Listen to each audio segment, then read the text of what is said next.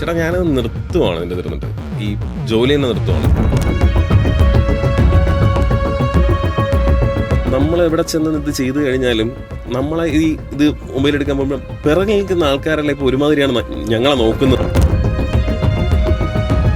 അത്ര 1 കോടി കിട്ടും, 50 ലക്ഷം കിട്ടും, 5 ലക്ഷം കിട്ടും എന്നൊക്കെ സംഭവങ്ങളിൽ നമുക്കത് കിട്ടുക അത് എവിടെയെങ്കിലും പോകാന്നുള്ള അവസ്ഥ വരും. അല്ല ആശുപത്രിയിലും കൊടുത്ത് തീർക്കേണ്ടി വരും.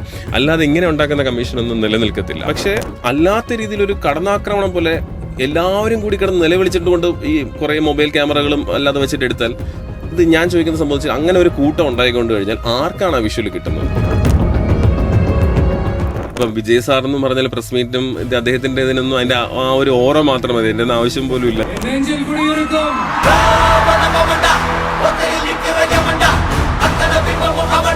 തമിഴ്നാട്ടില് മുഖ്യമന്ത്രിയായിട്ട് അദ്ദേഹം തിരഞ്ഞെടുക്കപ്പെട്ട് കഴിഞ്ഞപ്പോഴേക്കും ഏറ്റവും കൂടുതൽ ഓറ ഉണ്ടായിരുന്നത് കേരളത്തിലാണ്.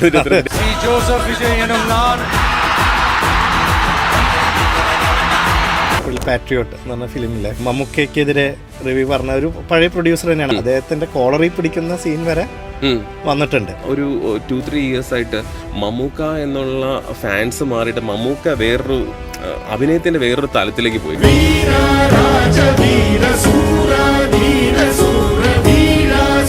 ോഷാക്കും കണ്ണൂർ സ്കോഡും നൻപകൽ നേരത്ത് മയക്കവും ഭ്രമയുഗവും ഓരോ സിനിമ വരുമ്പോഴേക്കും ആ സെലക്ഷൻ കാരണം മമ്മൂക്ക അടുത്തത് എന്തെടുക്കും എന്നുള്ളത് കാരണം ഒരു ക്യൂരിയോസിറ്റിയോട് നോക്കുന്ന രീതിയിൽ പ്രേക്ഷകരും കൂടി നോക്കാൻ തുടങ്ങി. തുടരൂലും ലാൽ സാർ അവിടെ നിന്നിട്ട് ആ ബാത്റൂമിലൊക്കെ കയറി നിന്നിട്ടും ബാക്കി അദ്ദേഹത്തിന്റെ വികാരങ്ങളിൽ സഞ്ചരിക്കുമ്പോഴേ നമ്മുടെ ലിവിങ് ലെജൻഡിന്റെ കൂടെ മാത്രം ഇങ്ങനെ സഞ്ചരിച്ചുകൊണ്ടിരിക്കുന്ന സംഭവമാണ്.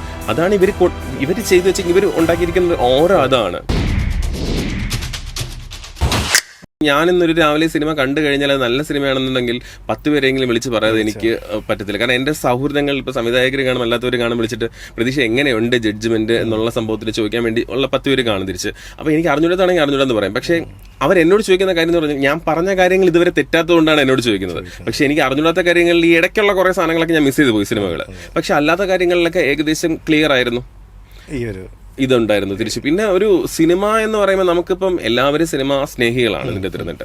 അപ്പൊ ഇതിൻ്റെ അകത്തൊരു അമിത ഭാരം എന്താ പറയുക, നമ്മൾ ഒരുപാട് ഇതിൻ്റെ അകത്തിരുന്നിട്ട് ഈ സിനിമ ഇങ്ങനെയായിരിക്കും എന്നൊക്കെ പറഞ്ഞിട്ട് നമ്മൾ പ്രതീക്ഷിച്ചിട്ട് പോയാൽ ചിലപ്പോൾ നമുക്കത് താങ്ങാൻ പറ്റത്തില്ല. ചിലപ്പോൾ PR ചെയ്യുന്ന ആൾക്കോലും താങ്ങാൻ പറ്റത്തില്ല. അതിന്റെ ഏറ്റവും വലിയ സംഭവം എന്ന് വെച്ചാൽ ലിയോ എന്ന് പറഞ്ഞൊരു സിനിമ, വിജയുടെ സിനിമ. അപ്പൊ വിജയുടെ സിനിമ ഞാൻ PR ചെയ്യുന്നതുകൊണ്ട് തന്നെ ലിയോ വനിതാ തിയേറ്ററിലായിരുന്നു. അപ്പൊ രാവിലെ വെളുപ്പിനുള്ള ഷോ ആയിരുന്നു. അപ്പൊ അമിത ഭാരം അതിനുണ്ടായിരുന്നു. ഒരുപാട് എക്സ്പെക്ടേഷൻ ഉള്ള സിനിമയായിരുന്നു. അപ്പോൾ ഫസ്റ്റ് ഹാഫ് കഴിഞ്ഞു, സെക്കൻഡ് ഹാഫ് ആയപ്പോഴേക്കും തിരിച്ചു വന്നപ്പോഴേക്കും റിവ്യൂ എടുക്കുന്ന സമയത്തൊക്കെ കുറച്ചു പേർക്ക് അങ്ങോട്ട് സെക്കൻഡ് ഹാഫ് അങ്ങോട്ട് കണക്ട് ആവുന്നില്ല. അപ്പൊ അവരുടെ ഭാഗത്തു നിന്ന് കുറെ അല്ലാത്ത രീതി സെക്കൻഡ് ഹാഫ് ഇങ്ങനെ എന്നൊക്കെ പറഞ്ഞങ്ങ് പോയപ്പോഴേക്കും പെട്ടെന്ന് ഞങ്ങൾ കുറച്ച് വിജയ് ഫാൻസും ഞാനും PR എല്ലാം കൂടി കയറി നേരെ വന്നിട്ട് അവിടെ ഒരു ബോക്സ് ഇരുന്നു. അവിടെ ഇരുന്ന് ഓർഡറിന്റെ അടുത്ത് പറഞ്ഞിട്ട് ആ ബോക്സിൽ വെച്ചിട്ട് പാട്ടും വെച്ചിട്ട് അങ്ങ് പറഞ്ഞു വിട്ടിട്ട് പിന്നെ ഞങ്ങൾ തന്നെ ഇരുന്ന് റിവ്യൂ പറയേണ്ട അവസ്ഥയായി തിരിച്ചിട്ട്. കാരണം എന്ന് പറഞ്ഞാൽ ആ സമയത്ത് രാവിലെ വരുന്ന ഷോയ്ക്ക് അത്രയും നെഗറ്റീവ് റിവ്യൂസ് കയറി പോയി കഴിഞ്ഞാൽ പിന്നെ അത് കളക്ഷനെ ബാധിക്കും. ഈ കളക്ഷൻ നിർമ്മാതാവിനാണ് കിട്ടുന്നത് തിരിച്ചിട്ടത്. പക്ഷെ അത് ആ സിനിമയുടെ വിജയം നമ്മളെപ്പോലുള്ള സിനിമയെ സ്നേഹിക്കുന്ന ഓരോരുത്തരുടെയും കൂടി സപ്പോർട്ടാണ്. അപ്പൊ അത്രയും വലിയൊരു നെഗറ്റീവ് സാധനം പുറത്തു പോയാൽ ബുദ്ധിമുട്ടാണ്. അപ്പൊ അത് കട്ട് ചെയ്യാന്നുള്ളത് എന്റെ ഇതാണ്. അപ്പൊ അതിനുശേഷം ഞാൻ തന്നെ ഞെട്ടിപ്പോയ സംബന്ധിച്ചാൽ എന്റെ വികാരം കൊണ്ട് പറഞ്ഞ സംഭവമാണ്. കാരണം രാത്രി ഉറങ്ങിയിട്ടില്ല എന്നുള്ള രീതിയിൽ ഞാൻ അതിന്റെ റിവ്യൂ പറഞ്ഞ സംഭവത്തിൽ അത് മില്യൺസ് ആണ് പോയത്. സത്യം പറഞ്ഞാൽ ഞാൻ കള്ളമല്ല പറഞ്ഞത്, ഈ സിനിമയുടെ ഇതിനു വേണ്ടി കാത്തിരിക്കുകയായിരുന്നു. അതുപോലെ തന്നെ ബാക്കിയുള്ളവർ കൂടെ പറഞ്ഞവരും അതേ രീതിയിലുള്ള വികാരം ഉൾക്കൊണ്ടാ പറഞ്ഞത്. മറ്റത് ഈസി ആയിട്ട് നമുക്ക് വന്നിരുന്നുണ്ട്, നമുക്കൊരു സിനിമ ഇഷ്ടമല്ലെന്നോ ഇതൊക്കെ വന്ന് പെട്ടെന്ന് അങ്ങ് പറഞ്ഞിട്ട് പോകാം. പക്ഷെ ഇതിന്റെ കഷ്ടപ്പാട് എത്ര പേരുടെ അതിൻ്റെ ഇരുന്നിട്ട് അത് ആലോചിക്കേണ്ട. പക്ഷെ ഇതിനകത്ത് വേറൊരു സിനാരിയോ ഫാൻസ് കൈയേറ്റം ചെയ്യുന്ന രീതിയും ഉണ്ട്. ഇപ്പൊ അടുത്ത് എനിക്ക് അറിയില്ല, എന്റെ ഓൺ ശരിയാണെങ്കിൽ ആലപ്പുഴയിൽ പാട്രിയോട്ട് എന്ന് പറഞ്ഞ ഫിലിമിലെ മമ്മൂക്കയ്ക്കെതിരെ റിവ്യൂ പറഞ്ഞ ഒരു പഴയ പ്രൊഡ്യൂസർ തന്നെയാണ്. അദ്ദേഹം മമ്മൂട്ടിയുമായി സിനിമ എടുത്തിട്ടുണ്ട്. അദ്ദേഹത്തിന്റെ കോളറിൽ പിടിക്കുന്ന സീൻ വരെ വന്നിട്ടുണ്ട്. അപ്പൊ ഫാൻസ് ഇതൊക്കെ ആ ഒരു രീതിയിലോട്ട് പോകുന്നത് തെറ്റാണ് ആ ഒരു രീതിയിൽ. ഒന്നാമത്തെ കാര്യം ഫാൻസ് എന്ന് പറയുന്ന സംഭവത്തിന് ഇപ്പം മമ്മൂക്ക ഫാൻസ് ആണെങ്കിൽ ലാലേട്ട ഫാൻസ് ആണെന്നുണ്ടെങ്കിലും അതിലാദ്യം ലാലേട്ട ഫാൻസിന്റെ കാര്യം പറയാം. ലാലേട്ട ഫാൻസ് എന്ന് പറഞ്ഞാൽ സത്യം പറഞ്ഞാൽ ഒരു സിനിമ ഇറങ്ങുന്നതിന് മുമ്പ് ഇപ്പം ലാലേട്ടനുള്ള ഒരു സിനിമയാണെങ്കിൽ അതിന്റെ ഈച്ച് ആൻഡ് എവറിത്തിങ് പോസ്റ്റർ ആയിക്കോട്ടെ അവർ തന്നെ ക്രിയേറ്റ് ചെയ്യുന്നു, അവർ അതിനോടൊപ്പം കൂടെ നിൽക്കുന്നു. അവർക്ക് ആ ഒരു സിനിമ ഒരു ആവറേജ് ലെവൽ കിട്ടുകയാണെന്നുണ്ടെങ്കിൽ, ലാൽ സാറിന്റെ ഒരു പെർഫോമൻസ് ഇതൊക്കെ ഒരു ആവറേജ് കിട്ടുകയാണെങ്കിൽ അവർ തന്നെ ഏറ്റവും നല്ല PR ചെയ്യുന്ന സംഭവമാണ് തിരിച്ചിട്ട്. അതേസമയം ആ ഒരു ഫാൻസ് മമ്മൂക്ക ഫാൻസ് എന്ന് പറയുന്ന സംബന്ധിച്ച് മമ്മൂക്ക ഫാൻസിന്റെ കാര്യങ്ങളും ഒക്കെ നോക്കുന്നുണ്ടെന്നുണ്ടെങ്കിലും അതിനപ്പുറം ഒരു കഴിഞ്ഞ ഒരു 2-3 years ആയിട്ട് മമ്മൂക്ക എന്നുള്ള ഫാൻസ് മാറിയിട്ട് മമ്മൂക്ക വേറൊരു അഭിനയത്തിന്റെ വേറൊരു തലത്തിലേക്ക് പോയി. കാരണം ജനറൽ ഓഡിയൻസിനെ പോലും മമ്മൂക്ക ഫാൻസ് ആയിട്ട് മാറ്റുന്ന അങ്ങനത്തെ യഥാർത്ഥ പ്രേക്ഷകരിലേക്ക് മമ്മൂക്ക ഫുൾ ചെയ്തു വെച്ചേക്കുന്ന ഒരു രീതിയിലേക്ക് വന്നു. ഇപ്പം റോഷാക്കും, കണ്ണൂർ സ്ക്വാഡും, നൻപകൽ നേരത്ത് മയക്കവും, ഭ്രമയുഗവും ഓരോ സിനിമ വരുമ്പോഴേക്കും ആ സെലക്ഷൻ കാരണം മമ്മൂക്ക അടുത്തത് എന്തെടുക്കും എന്നുള്ളത് കാരണം ഒരു ക്യൂരിയോസിറ്റിയോട് നോക്കുന്ന രീതിയിൽ പ്രേക്ഷകരും കൂടി നോക്കാൻ തുടങ്ങി. മോർ ദാൻ അതിനകത്ത് വലിയൊരു ബിസിനസ് ഉണ്ടാക്കുന്നതിനപ്പുറം നല്ല സിനിമകൾ അല്ലെങ്കിൽ നല്ല കഥാപാത്രങ്ങൾ ഡെലിവർ ചെയ്യണം എന്നുള്ള സംഭവങ്ങളിലേക്ക് മമ്മൂക്ക അങ്ങനെ ഒരു പകർന്നാട്ടം നടത്തുന്നു. ഭ്രമയുഗം നമുക്ക് പറയാതെ വയ്യ, ആകെ 4 ക്യാരക്ടറോ വെച്ചിട്ട് ആ ഒരു ഫിലിം നമ്മൾ തിയേറ്റർ അല്ല അതിനകത്ത് ഏറ്റവും വലിയ ഭ്രമയുഗത്തിന്റെയും റോഷാക്കിന്റെ ഏറ്റവും വലിയ പ്രത്യേകത എന്ന് പറഞ്ഞാൽ ഇപ്പം റോഷാക്കിലെ ലൂക്ക് ആന്റണി ആയിരുന്നാലും ഭ്രമയുഗത്തിലെ ഈ ഇദ്ദേഹം ആയിരുന്നെങ്കിൽ ഈ മെയിൻ കഥാപാത്രമാണെന്നുണ്ടെങ്കിൽ മമ്മൂക്കയുടെ കഥാപാത്രമാണെങ്കിലും നമ്മൾ ഈ 2 കഥാപാത്രത്തിൽ നിന്നും കണ്ണെടുക്കത്തില്ല. സ്ക്രീനിൽ വരുമ്പോഴേക്കും മമ്മൂക്കയുടെ 2 കൊടുമൺ പൊറ്റിയിലും ഇതിൽ അതുപോലെ തന്നെ ലൂക്ക് ആന്റണിയിലും നമ്മൾ ഇങ്ങനെ നിൽക്കുക. അപ്പൊ അതിനകത്ത് അപ്പുറത്തെ സൈഡിൽ എന്തെങ്കിലും അവിടെ ഒരു ഫ്രെയിമിൽ വേറെ എന്തെങ്കിലും സാധനം വെച്ചിട്ടുണ്ടോ നമ്മൾ ശ്രദ്ധിക്കത്തില്ല. ആ പെർഫോമൻസിൽ നമ്മൾ ഇരുന്നു പോകുന്ന അവസ്ഥയാണ് തിരിച്ചിരുന്നിട്ട്. അതേപോലെ തന്നെ തുടരൂവിലും ലാൽ സാർ അവിടെ നിന്നിട്ട് ആ ബാത്റൂമിലൊക്കെ കയറി നിന്നിട്ടും ബാക്കി അദ്ദേഹത്തിന്റെ വികാരങ്ങളിൽ സഞ്ചരിക്കുമ്പോഴേ നമ്മുടെ ആ ലിവിങ് ലെജൻഡിന്റെ കൂടെ മാത്രം ഇങ്ങനെ സഞ്ചരിച്ചുകൊണ്ടിരിക്കുന്ന സംഭവമാണ്. അതാണ് ഇവർ ചെയ്തു വെച്ചെങ്കിൽ ഇവർ ഉണ്ടാക്കിയിരിക്കുന്ന ഓരോ അതാണ്. അപ്പൊ അത് എന്തായാലും നമുക്ക് അത്രയും മതി. കാരണം അത് കഴിഞ്ഞിട്ട് എന്ത് സംഭവിക്കുന്നുള്ള പ്രേക്ഷകർ അതിൻ്റെ കൂടെ പോയി കഴിഞ്ഞാൽ അവരങ്ങ് ഏറ്റെടുത്ത് അതിന്റെ കൂടെ അങ്ങ് പോകും. പിന്നെ അതിനനുസരിച്ചിട്ട് ജനസാഗരമായിരിക്കും തിയേറ്ററിൽ വരുന്നത്. സോ അത് കറക്റ്റായിട്ട് ഡെലിവറി ചെയ്ത് കഴിഞ്ഞു തിരിച്ചിട്ട്. പ്രതീഷിന്റെ ഒരു ഫേവറേറ്റ് നടനാരാ? എനിക്ക് അങ്ങനെ ഒരു ഫേവറേറ്റ് നടൻ സത്യം പറഞ്ഞാൽ ഞാൻ പലപ്പോഴും ആലോചിച്ചു അങ്ങനെ ഫേവറേറ്റ് ഫീൽഡിൽ നിന്നിട്ട് പറയാൻ പറ്റാത്തത് കൊണ്ടാണ്. അല്ലല്ല ഞാനിപ്പോ സ്വാഭാവികമായിട്ടും ഇങ്ങനെ ഇപ്പം മമ്മൂട്ടിയാണോ മോഹൻലാലാണോ അങ്ങനെ നടീ നടൻ എന്നുള്ള സംഭവത്തിൽ അങ്ങനെ ഒരു സംഭവം ഉണ്ട്. കാരണം എന്ന് വെച്ചാൽ ഞാൻ ഈ ജോലി ചെയ്ത് കാരണം സെലിബ്രിറ്റി മാനേജ്മെന്റ് എന്ന് പറഞ്ഞൊരു ജോലി ചെയ്തത് കൊണ്ട് തന്നെ എല്ലാവരും ഇതായിട്ടുള്ള വലിയ അടുപ്പക്കാരും കാര്യങ്ങളൊക്കെ തന്നെയാണ്. പക്ഷേ ഇപ്പോഴും എന്നോട് ആരെങ്കിലും ചോദിച്ചാൽ തിരിച്ചിൻ്റെ എന്ന് പറഞ്ഞ സംഭവത്തിൽ പ്രതീഷിന് ഏത് സിനിമയാണ് ഇഷ്ടം എന്ന് ചോദിച്ചാൽ ഞാൻ പറയും ഉണ്ണികളെ ഒരു കഥ പറയാം എന്ന് പറഞ്ഞിട്ട് അതിലെ പാട്ടും അത് തന്നെയാണ് എൻ്റെ മനസ്സിൽ നിൽക്കുന്ന സംഭവം എന്ന് വെച്ചാൽ ഇപ്പം ഇത്രയും സിനിമകളുണ്ടെങ്കിലും ഞാൻ ഉണ്ണികളെ ഒരു കഥ പറയത്തിലേ പോകത്തുള്ളൂ തിരിച്ചിൻ്റെ തിരുന്നിട്ട്. അത് എന്നെ ഇത് പിന്നെ ആകാശദൂത് ഈ സമയം ആ പടങ്ങളൊക്കെ കണ്ട സംഭവം എന്ന് വെച്ചിട്ടുണ്ടെങ്കിൽ ഇരുന്ന് കണ്ണു നേരെ കലങ്ങിയിട്ടുള്ളത് എനിക്ക് നന്നായിട്ട് അറിയാം. പിന്നെ ഇരുന്നിട്ട് മമ്മൂക്ക ആയിരുന്നാലും തിരിച്ചെടുത്തിരുന്നിട്ട് എനിക്ക് ആ സമയത്ത് എൻ്റെ മൃഗയിൽ വാറുണ്ണിയായിട്ട് വരുന്നതും എന്റെ ആ കണ്ട പടങ്ങളൊക്കെ ഇപ്പോഴും എന്റെ മനസ്സിലോറുണ്ട്. പിന്നെ ജഗതി സാറിന്റെ തോവാളപ്പൂക്കൾ എന്ന് പറഞ്ഞൊരു ഈ സിനിമകളൊക്കെ ഇപ്പോഴും എനിക്കിപ്പോഴും ഇത് ചെയ്യുന്നുണ്ട്. തിരിച്ച് മുദ്ര, ധ്വനി, ഇത് ഈ ആ ലെവൽ പടങ്ങൾ. പിന്നെ ലാൽ സാറിന്റെ പടങ്ങളാണെങ്കിലും മമ്മൂക്ക പടങ്ങളാണെങ്കിലും ഞാൻ റിപ്പീറ്റ് വാച്ചിന്റെ ആളാണ് ഏറ്റവും കൂടുതൽ ഇരുന്നിട്ട് തിരിച്ച്.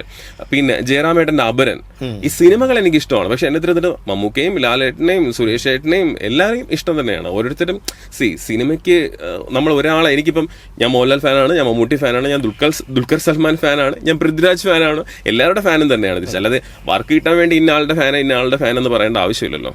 സിനിമയോടൊപ്പം ഉണ്ട് ആ സിനിമകൾ കണ്ട സിനിമകളിൽ എനിക്ക് ഇപ്പം ഞാൻ പറഞ്ഞില്ലേ ആ ലെവൽ സിനിമകൾ ഞാൻ ഇങ്ങനെ ഓർത്തെടുക്കുകയാണെങ്കിൽ അവിടെ നിന്ന് ഇത്രയും കാലഘട്ടം വഴി കുറെ സിനിമകൾ എന്നെ സ്വാധീനിച്ചിട്ടുണ്ട്. ഇപ്പോഴും ഞാൻ ചെന്ന് എവിടെയെങ്കിലും ചെന്നിട്ട് ചിലപ്പോൾ റേഡിയോ സ്റ്റേഷനിൽ നിന്ന് ഞാൻ പ്രോഗ്രാം അവതരിപ്പിക്കുകയാണെങ്കിലും രാത്രി ഒരു മൂഡ് വരികയാണെങ്കിൽ ചിലപ്പോൾ എടുത്തിട്ട് ഉണ്ണികൾ ഒരു കഥ പറയാം, വാഴപ്പൂങ്കിളികൾ അപ്പം തന്നെ എടുത്തിട്ട് തിരിച്ച് അല്ലെങ്കിൽ ഉണ്ണികൾ ഒരു കഥ പറയാം. ഇത് ഓട്ടോമാറ്റിക്കലി വരുന്ന ഒരു സാധനമാണ്. കാരണം നമ്മുടെ മനസ്സിൽ ആ പാട്ട് അത്രയ്ക്ക് സ്വാധീനം ചെലുത്തിയിട്ടുണ്ട്. ഇപ്പം നമ്മൾ ഈ ഫിലിം റിവ്യൂവിൻ്റെ കാര്യം തന്നെ പറയുമ്പോൾ യഥാർത്ഥത്തിൽ സത്യമാണ്. കാരണം ഈ റിവ്യൂസ് ഉള്ളതുകൊണ്ടാണ് ഈ ഫിലിമിൽ പലതും ഈ ഓൺലൈനിലൂടെ അത്രയും പ്രേക്ഷകരിലോട്ട് എത്തുന്നത്.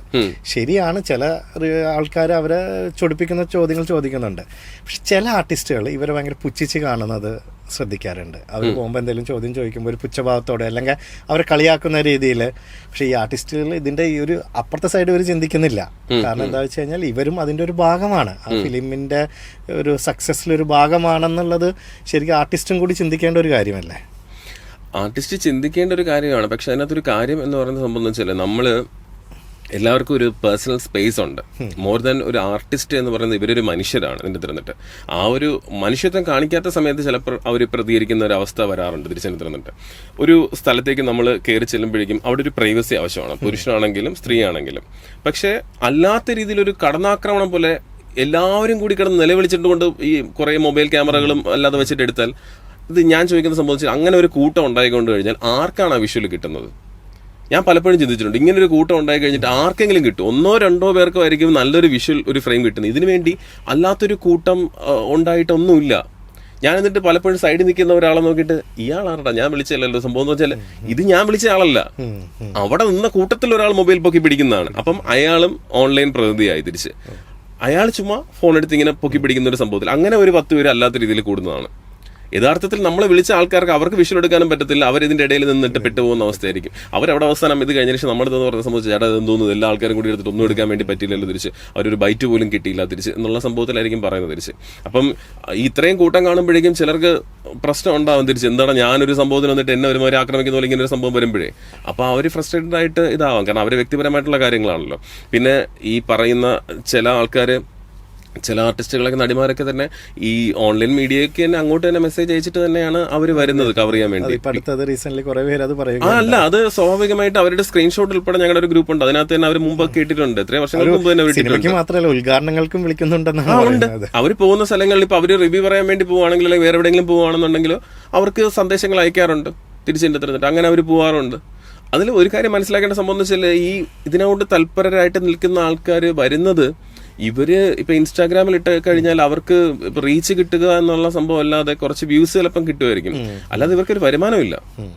ആകപ്പാടെ വരുമാനം കിട്ടുന്നത് ഫേസ്ബുക്കിലും യൂട്യൂബിലുമാണ് മാത്രമാണ്. അതിലും വരുമാനം വളരെ കുറവാണ് ഇതിന്റെ അകത്തിരുന്നുണ്ട്. അല്ലാതെ ഇവർ ഈ പറയുന്ന പോലെ ഇവർ കണ്ടന്റ് എടുത്തിട്ട് ഇവർക്ക് ഈ സിനിമയുടെ കണ്ടന്റ് എടുത്തെന്ന് പറഞ്ഞിട്ട് വലിയ വരുമാനമോ കാര്യങ്ങളൊന്നും കിട്ടുന്നില്ല. അവരൊരു ഇഷ്ടം കൊണ്ട് നിൽക്കുന്ന ഒരു സംഭവം കൊണ്ട് മാത്രമാണ് അവരിതിനോട് അങ്ങനെ ഒരു ജോലി ചെയ്ത് പോകണം എന്നുള്ള സംഭവത്തിനാണ്.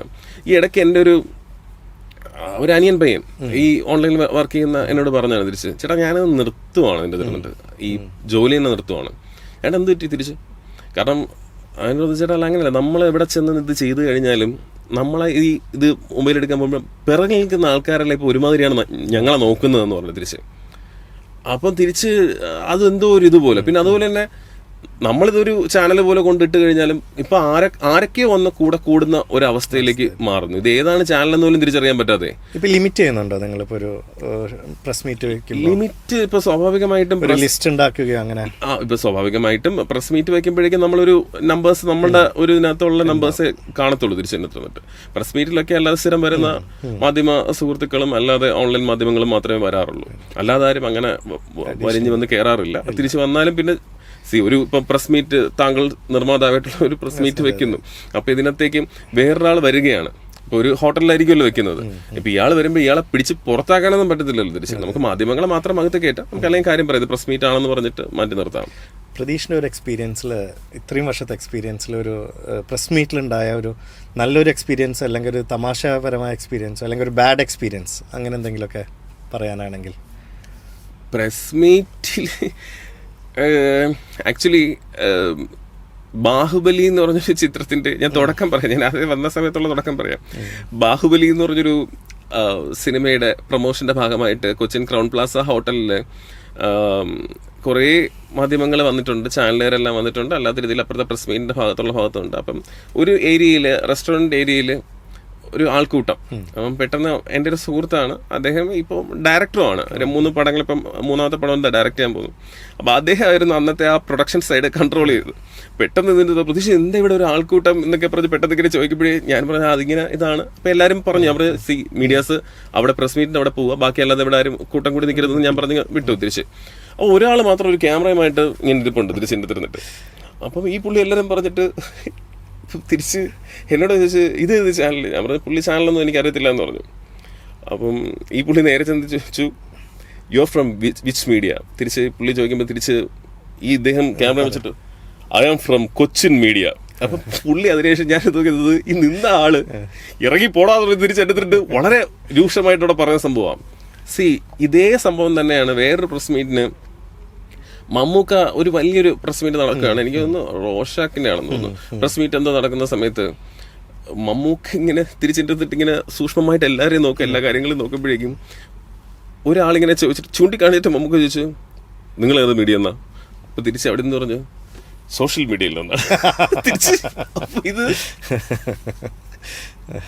ഇതാണ് സംഭവം നടക്കുന്നത്. കാരണം ആരടുത്തും ഒന്നും പറയാൻ പറ്റത്തില്ല, കാരണം എല്ലാവരും ഇപ്പൊ സ്വന്തമായിട്ട് പേരിട്ട് ഒരു ചാനലിട്ട് വരുമ്പോഴേക്കും ഇയാൾ പറഞ്ഞത് പെട്ടത് സോഷ്യൽ മീഡിയ എന്ന് പറയുമ്പോൾ എല്ലാവർക്കും സോഷ്യൽ മീഡിയ ഉണ്ടല്ലോ.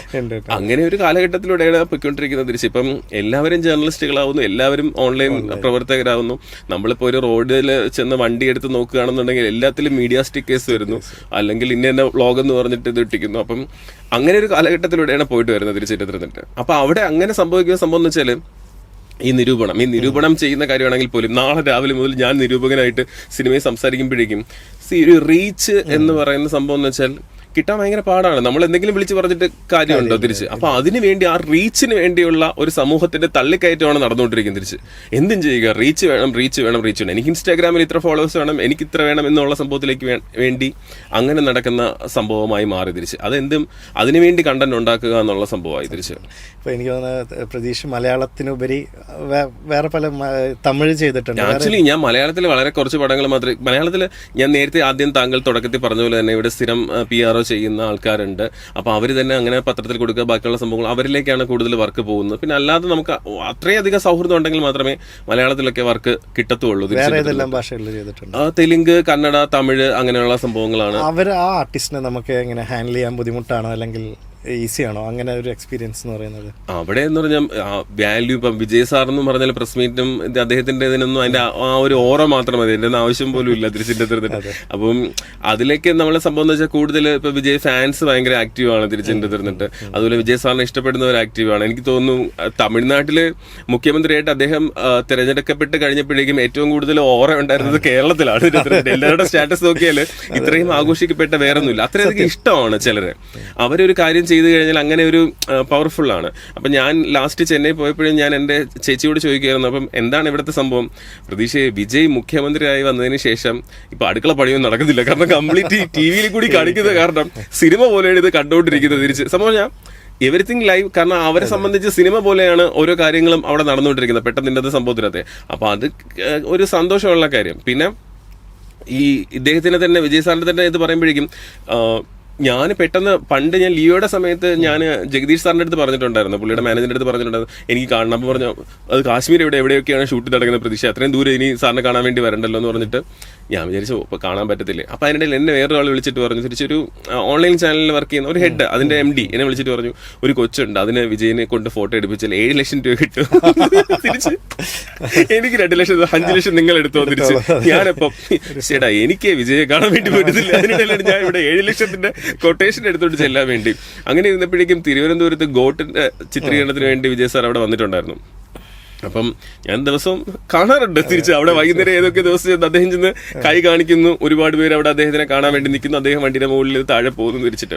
അപ്പം ഒരു 2 ദിവസം കഴിഞ്ഞതിന് ശേഷം എന്നെ ജഗദീഷ് സാറെ വിളിച്ചിട്ട് നിങ്ങൾ എங்கே ഇരിക്കാൻ, ഞാൻ പറഞ്ഞു ഇവിടെയാണ് സാർ, കൊച്ചിയിലാണ് സാർ, നിങ്ങൾ എங்கே ട്രിവാൻഡ്രം വാങ്ങോ തിരിച്ചിട്ട് സാർ എங்கே ഇരിക്കുന്നു പറഞ്ഞു തിരിച്ച്. അപ്പം ഞാൻ തിരുവനന്തപുരത്ത് ചെന്ന് ഈ കാര്യവട്ട സ്റ്റേഡിയത്തിലാണ് നടക്കുന്നത്, നമ്മുടെ ഗ്രീൻഫീൽഡ് സ്റ്റേഡിയത്തിലാണ് നടക്കുന്നത്, സോറി കഴക്കൂട്ടം. അപ്പം ഷൂട്ട് കിടക്കുക. അപ്പം ഞാൻ വൈകുന്നേരം ആയപ്പോഴേക്കും അവിടെ എത്തി നോക്കിയപ്പോഴേക്കും എല്ലാ വാതിലും പുറത്തേക്കുള്ള എല്ലാ വാതിലും വൻ ആൾക്കൂട്ടം. പിന്നെ ഗ്രില്ലൊക്കെ വെച്ചിട്ട് അകത്തോട്ടൊന്നും കയറാൻ പറ്റാത്ത രീതിയിൽ നടക്കുന്നത്. സ്റ്റേഡിയത്തിനകത്ത് ഷൂട്ടിംഗ് നടക്കുന്നുണ്ട് തിരിച്ച്. അപ്പം ഞാൻ സൈഡിൽ കൂടി നിന്നിട്ട് തിരിച്ചിട്ട് എന്താണ് സംഭവം നോക്കി 2 സൈഡിൽ പോയപ്പോഴേക്കും 2 സൈഡിൽ ആൾക്കൂട്ടമുണ്ട്. അപ്പോൾ ഇവരിങ്ങനെ ചർച്ച ചെയ്യുന്ന ഇന്ന് വിജയ് സാർ പുറത്ത് വരുമോ, ഇവരെ കാണാൻ വേണ്ടി വരുമോ എന്നുള്ള സംഭവത്തിലാണ് ഇവരിങ്ങനെ ചർച്ച ചെയ്തുകൊണ്ടിരിക്കുന്നത്. അപ്പം ഞാനാണ് അതിനിടയിൽ ചെന്നിട്ടാണ് വിജയ് സാറിനെ കാണാൻ വേണ്ടി എന്ന് പറഞ്ഞിട്ട് തിരിച്ച് അവിടെ ചെന്ന് പറയാൻ വേണ്ടി പോകണം. അപ്പം ഞാൻ വിളിച്ചു. അപ്പോൾ വിളിച്ചപ്പോൾ പറഞ്ഞു അടുത്തൊരാൾ വരും, പ്രതീക്ഷ ഫ്രണ്ടിലോട്ട് വന്ന് നിന്നാൽ മതി, പ്രതീക്ഷനെ വിളിച്ചോണ്ട് പോകുമെന്ന് പറഞ്ഞു. അപ്പൊ ഇതിന്റെ ഫ്രണ്ടിൽ എത്തുക എന്നുള്ളത് ഏറ്റവും വലിയ പാടാണ്. ഇത്രയും ആൾക്കാർ രാവിലെ പോലെ വന്ന് ക്യൂ നിൽക്കുന്ന സംഭവത്തിന് അറിയുമ്പോൾ ഫ്രണ്ടിൽ വന്ന് വിളിച്ചോണ്ട് പോകുന്നോട്ട് തുടങ്ങി വലിയ പാടാണ്. ഞാൻ എങ്ങനെയൊക്കെ ഇടിച്ചേറി ഫ്രണ്ടിൽ. അപ്പൊ ഫ്രണ്ട് എവിടെ പോകണം തിരിച്ചു, ഞങ്ങൾ ഇവിടെ പുള്ളിയെ കാണാൻ വേണ്ടി ഞാൻ പറഞ്ഞു അങ്ങനെയല്ല വേറെ ഒന്നും പറഞ്ഞിട്ട് എങ്ങനെ ഫ്രണ്ടിലെത്തി. അപ്പോഴേക്കും ഒരു ബൈക്ക് വരുന്നു.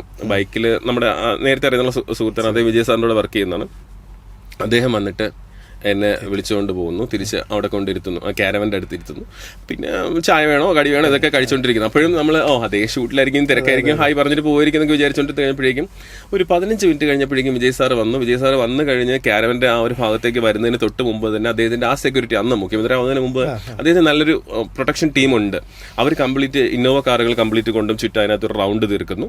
അതിനകത്ത് റൗണ്ട് തീർത്തതിന് ശേഷം പുള്ളി അതിൻ്റെ അകത്തേക്ക് വരുന്നു.